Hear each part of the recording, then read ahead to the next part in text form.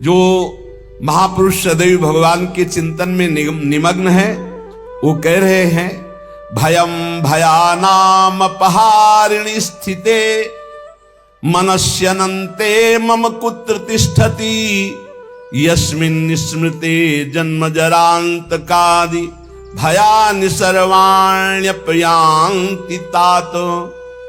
हे दोस्तों मित्रों, तुम्हें कोई भी कष्ट नहीं होगा, ना मृत्यु का, ना रोग का, ना अपमान का, ना कोई भय छू सकेगा। कौन सा ऐसा जादू है भाई? बोले समस्त भयम भयानाप हारिणी स्थिति, समस्त भय का अपहरण करने वाली एक स्थिति जागृत होती है। कैसे जागृत होती है? अनंत महिमाशाली भगवान के नाम का जो स्मरण करता है। हम अपनी कल्पना से भयभीत होते, कहीं कोई भय नहीं है। जहां भय लगा है वहां हमने देखा हमारी कल्पना हमको भयभीत करती है। नाम जब चल रहा है तो तुम्हें भय कोई परास्त नहीं कर। भयम भयानाम हारिणी, समस्त भयों का अपहरण करने के लिए नाम विराजमान है। चौथी स्टेज में कैंसर, अब कभी भी शरीर छूट सकता है। पूरा तिलक लगाए मुस्कुराते हुए बात कर रहे हैं। बोले बस बल है राधा नाम का। अभी कुछ दिनों से जुड़े थे, यही एकांतिक में उनका बड़ा भी है। हे भयम भयानाप हारिणी स्थिते, समस्त भयों का अपहरण हो जाएगा। विश्वास करो, तुम कितने दिन पैसा कमा लोगे, कितने दिन भोग लोगे, कितने दिन परिवार को संभाल लोगे। हरि गुरु का अंतर से भाव तुम्हारे नहीं जुड़ पा रहा है तो क्या तुम अविनाशी हो? अगर आज मर गए तो तुम्हारी पत्नी, तुम्हारे पुत्र, तुम्हारा परिवार कौन चलाएगा? विश्वंभर भगवान। तो आज विश्वास क्यों नहीं करता भगवान पर? अपने पर क्यों ले रहा है कि अगर नहीं हुआ तो मैं बर्बाद हो गया हूं? बर्बाद तू तो है ही। आबाद कब तू हुआ था? आबाद तो उस क्षण होता है जब उस ईश्वर का आश्रय ले लेता है और पूरा भरोसा ईश्वर पे छोड़ देता है, उसे कहते हैं आबाद होना। अहंकारी कभी, अपने को कर्ता मानने वाला कभी आबाद नहीं होता। यही समय तो होता है उत्तर देने का, मैं आपका। सर्वस्व नष्ट हो जाए तो भी स्वामी मैं आपका। आपकी आज्ञा के अनुसार आपके विरुद्ध कभी नहीं चल सकता, चाहे प्राण चल। भगवत प्राप्ति ऐसे होती है। नौकाएं कभी डूबती नहीं, लड़खड़ाती नहीं, छेद होती नहीं। नाविक ने आज तक किसी को डूबने नहीं दिया, पार कर दिया है। चुपचाप बैठा रहे, दौड़ क्यों मचा रहा है इधर से उधर? पूरा बैलेंस बिगाड़ने की कोशिश कर रहा है। एक आदमी ट्रेन में दौड़ रहा था, डिब्बे में एक साधु थे। तो भाई मैं देख रहा हूं तू दौड़ रहा है, क्यों दौड़ रहा है? बोले हमको बहुत जल्दी पहुंचना है अमुक स्टेशन। अरे पागल, ट्रेन चल रही, तू बैठ जा, तू बैठ जा, ट्रेन चल रही। ऐसे ही तू सच्ची मान, अध्यात्म की कोई दौड़ भाग नहीं होती। अध्यात्म कोई किलोमीटरों वाली यात्रा नहीं कि बहुत भागना पसीना चुआना है। समझ समझ, विवेक का मार्ग, विवेक का। आराम से बैठ जा। काहू के बल भजन को, काहू के आचार, ब्यास भरोसे, कुंवर के सोवत पाव पसार। अंतिम समय सूरदास जी का पद, भरोसो दृढ़ इन चरणन केरो। ये है पूरी जीवन की साधना। नाते नेह राम के मनियत, जाके प्रिय राम बैदे ही तजिए ताह कोटि बैरिसम जद्य परम सने ही। पुलापा नहीं चलता यहां, ठोस चलेगा, ठोस घनीभूत भक्ति। और वो होती भक्तों के चरणों से, हरि भक्तों के चरणों से। जरा भी आप प्रश्नवाचक चिन्ह आपके सामने लग गया तो शरणागति में कलंक लग जाएगा। नहीं, भगवत प्राप्ति का माइक से ठेका लेते हैं। शरणागति, भगवत प्राप्ति बिल्कुल सहज सरल। सब कुछ उनका था, उनका है, उनका ही रहेगा। तुमने जो अपना मान लिया है बस वही समर्पित कराने के लिए रोज सत्संग हो रहा, उसी को समझ लो। भगवान ही तुम्हारे पुत्र परिवार के रूप में हैं। वही ऐसा प्रश्न खड़ा करेंगे कि तुम भगवान को देखते हो या पुत्र को देखते हो। हमें श्री भगवान की तरफ देखना है तो वो भी हो जाएगा, सब मंगल ही मंगल हो जाए। और अगर पक्ष ले लिया संसार का तो गए, नंबर से आप नीचे उतर जाएंगे। इसीलिए कह रहे, अगर भय मुक्त होना, सबसे बड़ा भय मृत्यु का है, जो बच नहीं सकते, वो आने वाला है। तो बोले जब साधु भी मरता है, गृहस्थ भी मरता है, तो भी भजन से क्या है? साधु मरता नहीं। सांप जैसे अपनी केचुल छोड़ता है, ऐसे साधु अपने शरीर को छोड़ता है और भगवत धाम जाता है। मरता है विषयी पुरुष, जन्मत मरत दुषा दुख होई। इसलिए भयम भयानाप, जो नाना प्रकार के भय, नाना प्रकार के दुख, आपको चिंता शोक, उनसे मुक्त होने के लिए बार बार कहते हैं राधा राधा राधा। नाम जप करो, प्रभु के आश्रित हो जाओ, अपनी चिंता छोड़ो, अपने परिवार की चिंता छोड़ो, भगवत चिंतन करो। बहुत बढ़िया जिम्मेवारी भगवान ले लेंगे, सच्ची मानिए। कर्तव्य छोड़ने की बात नहीं कह रहे हैं, चिंता छोड़ने की। तुम्हारे चिंता करने से होगा, ओवर थिंकिंग, तुम्हारे सोचने से होगा कि हम ये महल बनेगा, महल के ऊपर अटारी चढ़ेंगे, फिर ये होगा, फिर वो होगा, फिर होगा। तो बोले हम कुछ सोचे ना, नहीं, राधा राधा राधा। वर्तमान में राधा राधा जब जो आगे होता चला जाए उसको करता चला जा, तो जीवन मुक्त हो जाएगा गृहस्थी में रहते हुए। सोच हमको नहीं, सोच हमारे प्रभु देंगे। आगे क्या करना है वो करेंगे, हम संकल्प विकल्प करके फंस जाएंगे। बाले क्रीडन का सक्ता यौवने विषयोन्मुखा अज्ञानयन्त्य शक्त्याः च वार्धकं समुपस्थितम् तस्मात् बाल्ये विवेकात्मा यतेत श्रेयसे सदा बाल्य यौवन वृद्ध्यायैर्देह भावैर्संयुतः। सांसारिक जन बाल्यावस्था खेल कूद में व्यतीत कर देते हैं। हम प्रणाम करते हैं उन माता पिता को जो अपने बच्चों को बाल्यावस्था से नाम जपना, समय से उठना, पृथ्वी माता के चरण छूना, सूर्य भगवान को नमस्कार करना, अच्छे अच्छे आचरण सिखाते हैं। आजकल माता पिता नहीं उठते प्रातःकाल, तो बच्चों को क्या उठाएं प्रातःकाल? 11 बजे तक उठते हैं। बाल्ये क्रीडन का शक्त यौवने विषयोन्मुखा। बाल्यावस्था तो खेल कूद में चली गई।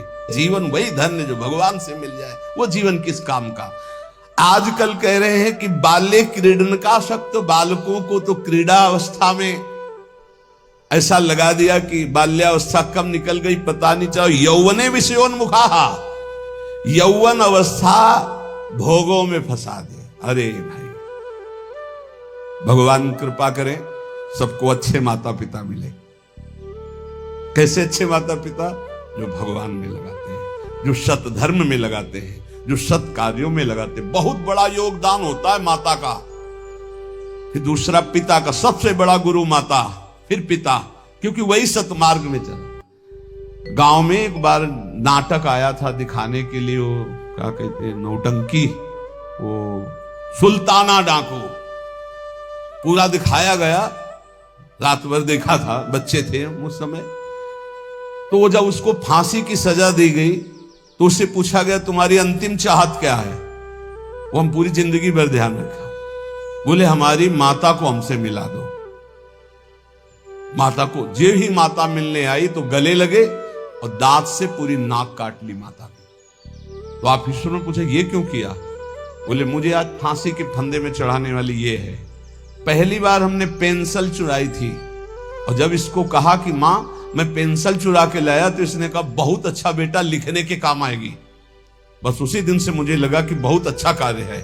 और आज मैं सुल्ताना डाकू बना और मुझे इसकी फांसी की सजा मिल रही, तो सबसे बड़ी अपराधिनी मेरी मां है जो मुझे इस मार्ग में। मां प्रथम गुरु है।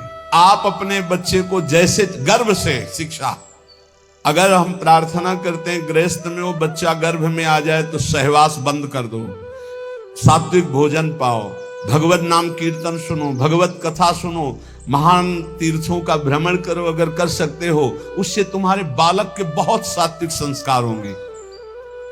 यौवने विषयोन्मुखा, जवानी भोगों में व्यतीत करने के लिए प्रेरणा दी गई और अंदर और बाहर दोनों से संयोग बने, विषयों से हृदय मलिन हो गया। फिर कह रहे हैं अज्ञा नयंती असक्त्या, जो अगली अवस्था आई बुढ़ापा, वो तो असक्त, इंद्रियां वो वैसे ही चंचल, मन वैसे ही चंचल, शरीर असक्त। अब वो अंदर बैठे बैठे भोगों का चिंतन कर रहा है, उसकी दुर्गति हो जाती है, दुर्गति। इसलिए तस्मात् बाल्ये विवेकात्मा यतेत श्रेयसे सदा। विवेकवान होकर बाल्यावस्था से वो माता पिता धन्य है जो अपने बच्चे को शासन में लेकर बाल भोग बना रहे, 5 मिनट राधा राधा कीर्तन कर, अभी तुझे पवाते हैं, थोड़ा सा नाम संस्कार डालिए भगवत कीर्तन का, भगवान नाम जप का, बैठ 5 मिनट बैठ के कथा सुन, देखो सत्संग सुन, या स्वयं सुनाने लगे कोई न कोई ग्रंथ की बात। संस्कार पढ़ते हैं, गर्भ से संस्कार पढ़ते। अभिमन्यु जी को गर्भ में ही चक्रव्यूह तोड़ना आ गया था, प्रहलाद जी को गर्भ में ही परम महाभागवत बना दिया था नारद जी ने। अगर आप गर्भस्थ शिशु से शिक्षा प्रारंभ करेंगे तो कोई महान राष्ट्रभक्त महात्मा पैदा होगा। विवेक की पुरुष को चाहिए कि जिस समय बाल्यावस्था है वो पूरे जीवन की अद्भुत शैली बनाने के लिए उसको आप शिक्षा दीजिए। जितने गंदगी व्यसन है वो सब माता पिता के आचरणों का प्रभाव बच्चों पर पड़ता है। बहुत होश में माता पिता अपना व्यवहार रखें, नहीं बच्चे फिर वो ही जानते हैं क्या करते हैं, बुढ़ापे में मार थप्पड़ घर के बाहर कर देते हैं कि तुमने हमको यही शिक्षा दी है आधुनिकता की, भोगों की, विषयों की, तो उसी का सुख लो। इसलिए तदे तद्वो मयाख्यातम यदि जानीत नानृतम तदस्मत् प्रीतये विष्णु स्मृत्याम बंध मुक्तिदः। मित्रों, मैं तुम लोगों से प्रार्थना कह रहा हूं, तुम झूठ मत समझना। अगर समस्त दुख और बंधनों से छूटना है तो तुम केवल हरि स्मरण प्रारंभ कर दो। उनका स्मरण करने के पश्चात कोई भी विपत्ति उसको परास्त नहीं कर सकती। हरि स्मृति समस्त विपद विमोक्षणम, जितनी विपत्तियां हैं सबसे मुक्त करा देगी। तुम मेरी बात मान लीजिए। तदस्मत् प्रीतये विष्णु स्मृत्याम बंध मुक्तिदा, समस्त बंधनों से मुक्त हो जाओगे, मृत्यु का भय नष्ट हो जाएगा केवल हरि स्मरण। प्रयासः स्मरणे कोश्य स्मृतो यच्छति शोभनम पापक्षयश्च भवति स्मरताम तम अहर्निशम। स्मरण मात्र भगवान का परम मंगल परम कल्याण करता है। क्या जाता है? हरिशरणम राम कृष्ण हरि, राधा राधा हरे नमः। जो पसंद आवे, हमारे भगवान के तो अनंत नाम है, राधा वल्लभ श्री हरिवंश, जो पसंद आए। खूब नाम कीर्तन, खूब नाम स्मरण। जो नाम स्मरण करता है समस्त मंगल समस्त कल्याण हो जाता है। अब आप बहुत ध्यान यहां दीजिए, नाम स्मरण प्रारंभ करेंगे तो 2 प्रक्रियाएं होंगी। यदि आपके पाप अधिक हैं तो तत्काल पाप नष्ट होना प्रारंभ हो जाएंगे। अब उसके लिए घटनाएं घटना प्रारंभ हो जाएंगी, विपत्ति, दुख, परेशानियां। आप ऊब मत जाना। और अगर आपके पुण्य अधिक हैं तो पुण्य शुरू हो जाएंगे। ये लाभ, ये लाभ, ये लाभ। तो आप वो नाम जप का लाभ मत मान लेना। वो नाम जप से दुख आ रहा है ऐसा मत मान लेना। वो शुभ अशुभ दोनों को नष्ट करके आपको अखंड आनंद प्रसन्नता की तरफ ले जा रहा है। इसलिए धैर्य चाहिए नाम जापक में। सुख दुख नाम का फल नहीं है, सुख दुख पाप और पुण्य का फल है। आनंद और प्रसन्नता ये नाम का फल है। प्रसन्नता ये ब्रह्म स्वरूप है। प्रसन्नता, हर समय प्रसन्न रहना, ब्रह्मभूता प्रसन्न आत्मा। जो रात दिन प्रभु का स्मरण करते हैं उनके सब पाप नष्ट हो जाते हैं। प्रभु में अहर्निश बुद्धि लगने के कारण प्रभु परम सुख समुद्र है, इसलिए वो सुख समुद्र हो जाता है, हर समय सुख में डूबा रहता है।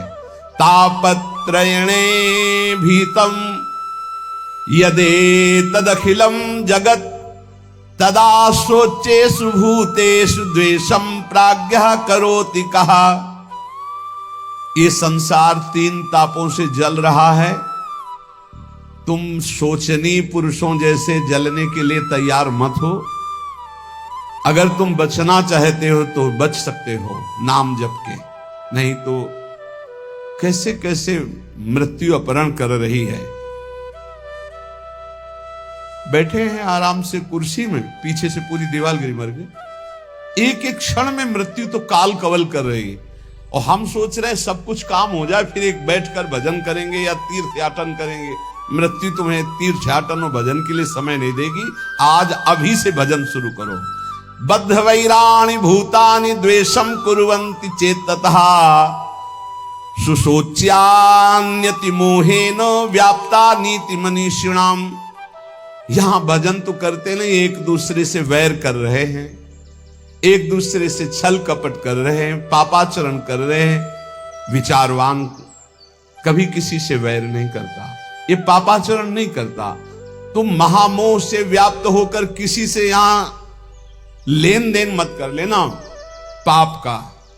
कोई ऐसा पाप कर लिया, कोई वैर कर लिया, आना पड़ेगा।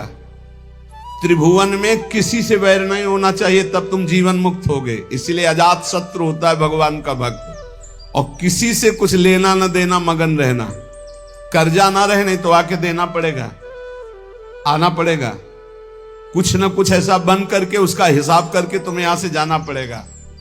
बोले जैसे हमारा जवान लड़का था, बहुत मेहनत करके, बहुत वो अपने में कम खर्चा करता था, सब हम ही को देता था क्योंकि कर्जा निपटाने आया था। और कर्जा निपटा चला गया, वो तुम्हारा लड़का थोड़ी था, वो अपना कर्जा देने आया था। और कर्जा लेने आया था, बोले बचपन से बीमार, कुछ दिनों के बाद वो पधार गया, तो अपने लेने आया था हिसाब किताब। बहुत होश में जीवन मुक्त होने के लिए किसी से लेना नहीं, किसी का देना नहीं, किसी से वैर नहीं, किसी से मित्रता नहीं, सबसे भगवत भाव।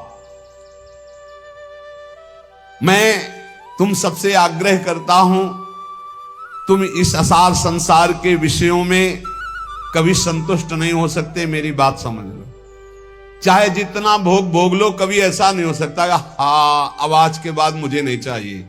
ये ऐसे भूत के लड्डू हैं, खाओ तो परेशान, ना खाओ तो परेशान। जो नहीं भोग रहे हैं वो ललचा रहे हैं, और जो भोग रहे हैं वो पछता रहे हैं। बड़ा विचित्र माया का खेल है। और जो संसार में है वो पछता रहे कि हम सोचा था इसमें सुख है, वो है नहीं। हमें लगता है कि सुख औरों में है, पूरा जीवन उनको पछताते चला जा रहा है, ये भोगा, ये भोगा, ये भोगा। और अगर सही भजन नहीं हुआ तो पूरा जीवन इस भेष में पछताते चला जाता है, इधर उधर ताक झांक, पूरा जीवन व्यर्थ चला जाता है। ये हम भ्रमण करते हुए जीवन में देखा कि अगर साधना नहीं है तो अवस्थागत इंद्रियां शांत नहीं होती। उपासक को चाहिए कि ये सोच ले कि विश्व के चाहे जितने भोग भोग लो, कभी संतुष्ट नहीं होने वाले। अच्युत भगवान की आराधना कर लो तो तृप्त हो जाओगे। फिर ऐसा हृदय की स्थिति हो जाएगी जैसे गोस्वामी तुलसीदास जी कहे, पायो परम विश्राम राम समान प्रभु नाही कहूं। हृदय शांत हो जाएगा। अब कछुनाथ न चाही मोरे, हृदय से आने लगेगा। सर्वशक्तिमान भगवान श्री हरि समस्त प्राणियों में विराजमान है। ऐसे भावना करके जिससे मिलो पहले भगवत भाव करो।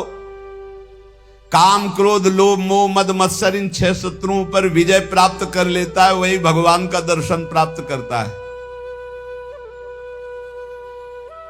तब बड़ा आश्चर्य होता है जब एकांतिक में भगवत प्राप्त आते हैं और फिर कहते हैं मुझे भगवत साक्षात्कार हो गया, और फिर कहते हैं मन में बड़ी परेशानी है।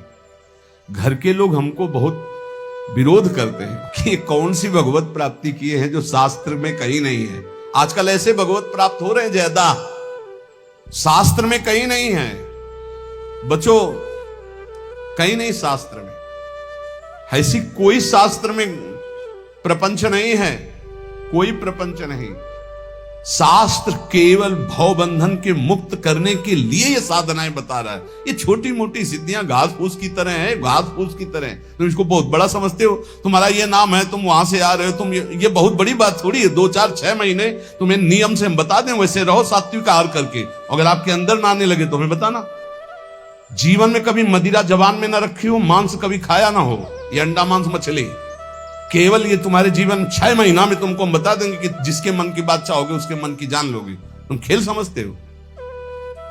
मंत्रों में इतनी सामर्थ्य, पर पवित्रता, पवित्रता, आप अपवित्र हो रहे हैं तो इसलिए कुछ समझ में नहीं आ रहा है। अपवित्रता पर्दा डालती चली जाती है। ये ढूंढी आश्रम है, शायद आप जानते हैं, ढूंढी आश्रम है, बहुत सिद्ध महात्मा है। दर्शन के लिए भागे तो 9:30 बजे तक केवल दर्शन सुबह देते थे। अब गुरु आश्रम से चले तो पर विलंब हो गया, 10 बज गए हमें रास्ते में। बस माता जी का मंत्र एकदम स्मरण किया, अब हमारा जाना व्यर्थ नहीं होना चाहिए, हमें दर्शन होने चाहिए। आप सच्ची मानिए, अकेले महाराज जी बैठे थे। जो ही गए तो पहला शब्द था कि बोले आओ महात्मा इंतजार कर रहे हैं। उनका स्वामी जी बड़ी करुणा, बोले करुणा नहीं, तुम्हारी माता जी आकर के मुझे रोक लिया। हमारी माता जी? बोले हाँ हाँ, जगदम्बा जिनका तुम मंत्र पढ़ रहे थे। ऐसा मंत्रों में आप ये भवबंधन मुक्त करने, तापत्रेणाभिहतम यदे तदखिलम जगत। तुम क्या समझते हो? ये समझते हो कि ये छोटी मोटी बात? अरे एक ही समय में कई जगह उपस्थित हो जाना, पर्वत को भी छेद दे देना, विविध प्रकार की सिद्धियां, एक भी सिद्धि स्वीकार कर ले तो भगवत प्राप्ति नहीं होगी। हमारे ब्रज में ऐसे ऐसे कि अखिल कोटि ब्रह्मांड नायक परात्पर पीछे घूमे, 2-4 लोगों ने मिलकर थप्पड़िया दिया, पीट गए, रोटी मांगा, खाया, कोई जानता नहीं कि ये क्या है। और यहां जो कोई सिद्धि दिखाने की कोशिश की तो सीमा के बाहर कर दिया गया है, सीमा के बाहर।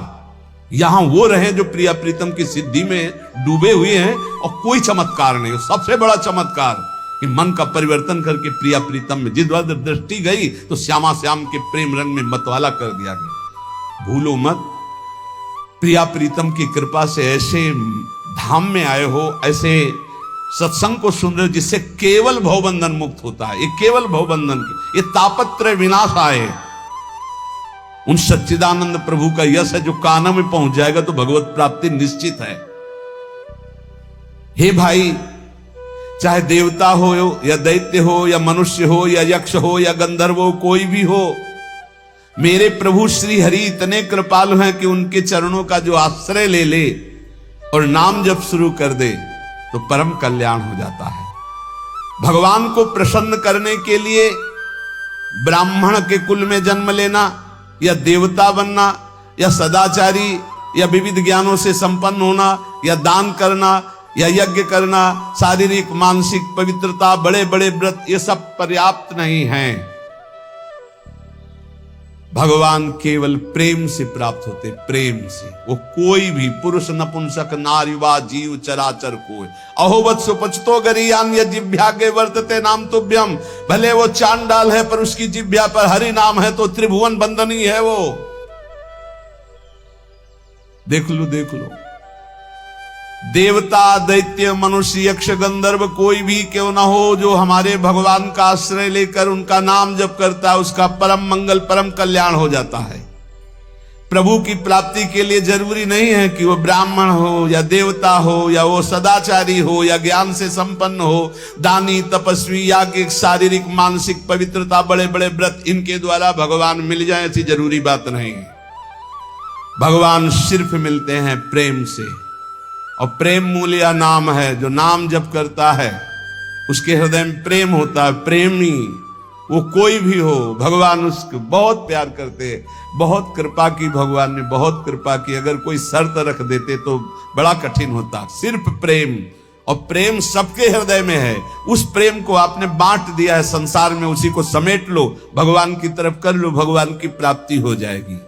इस संसार में सबसे दुर्लभ वस्तु मनुष्य शरीर है।